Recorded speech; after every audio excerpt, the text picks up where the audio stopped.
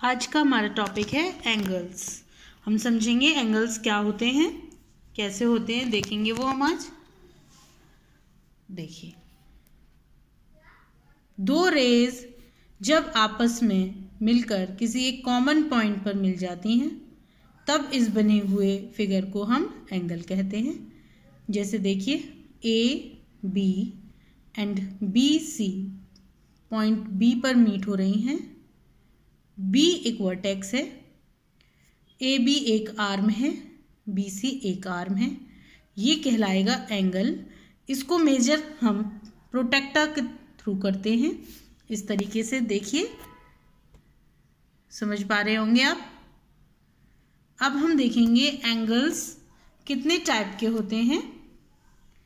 Angles 3 type के होते हैं: acute angle, right angle and obtuse angle. Acute angle वो एंगल होते हैं जो 90 डिग्री तक के एंगल्स को मेजर करते हैं। एन एंगल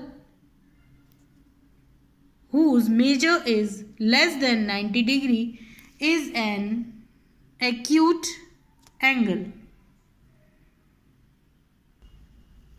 अगर हम इस एंगल की एक इमेजिनरी 90 डिग्री की लाइन बनाएं तो यह इसके अंदर रहेगा, तो ये होगा acute angle. Next is right angle. Right angle का मेजर हमेशा 90 डिग्री ही आएगा, न कम न ज़्यादा, उसे हम कहेंगे right angle. An angle whose measure is exactly 90 degree is a right angle.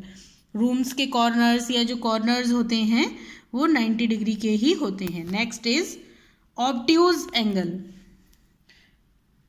See, obtuse angle. अगर मैं इसमें एक इमेजिनरी 90 डिग्री एंगल फ्रेम करूं तो हम देखेंगे कि 90 डिग्री से बाहर ये रे जा रही है, इसकी आर्म एंगल की, इसलिए ये ऑब्ट्यूज एंगल कहलाएगा।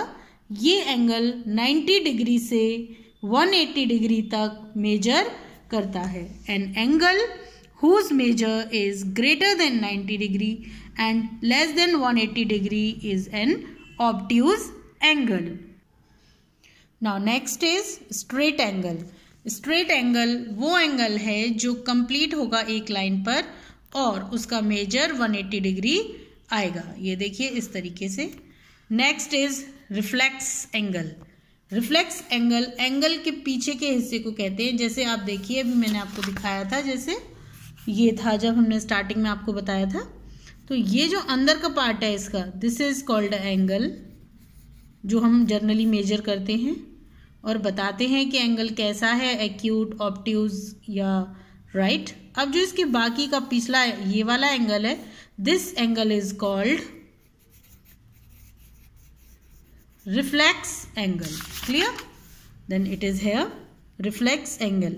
N angle whose measure is greater than 180 degree and less than 360 is a reflex angle.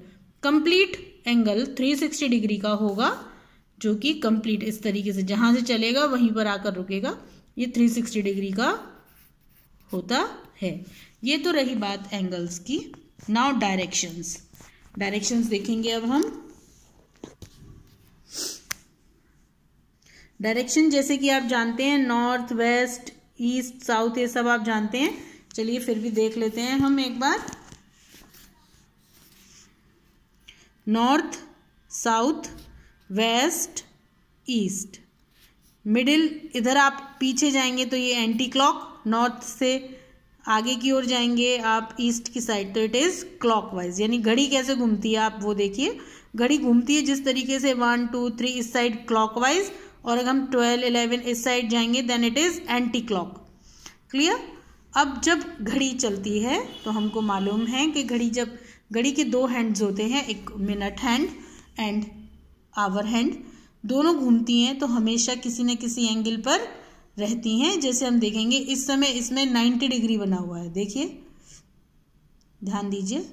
और अगर यह 3 से चलकर यहीं आकर रुकेगी, यानी ये 12 से चली और पूरी दोनों यहीं आकर रुक गई, दोनों जब 12 बजते हैं उस समय ये एक अपने पूरे सर्कल को पूरा कर लेते हैं और 360 डिग्री का एंगल फ्रेम हो जाता है। इसी के बेस्ड हम नेक्स्ट देखेंगे किस तरीके से होगा।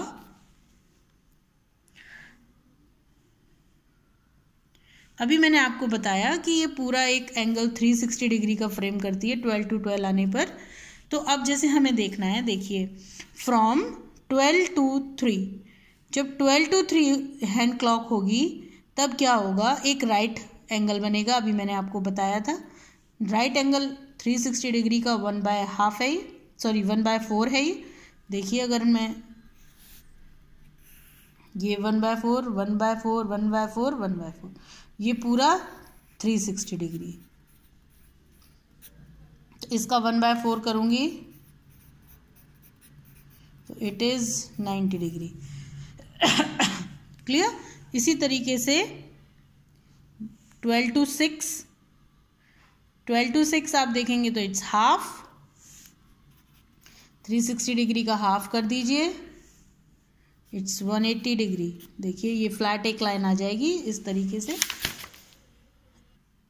इसी पूरी एंगल्स और एंगल्स के ऊपर बेस्ड है आपकी एक्सरसाइज 5.2। ये आप करेंगे, प्रॉब्लम आने पर पूछेंगे और चेक किया जाएगा। अगर क्वेश्चन रिपीटेटिव होंगे तो वो कट कर दिए जाएंगे और फोटो अपलोड की जाएगी। अगर फोटो अपलोड नहीं की जाती है इट मीन्स आपको फुल एक्सरसाइज करनी है। वो चेक करके आपको फोटो अपलोड कर दी जाएगी कि कौन सा क्वेश्चन करना है कौन सा नहीं करना। करते समय प्रॉब्लम आए पूछें, वो आपकी प्रॉब्लम सॉल्व कर दी जाएगी।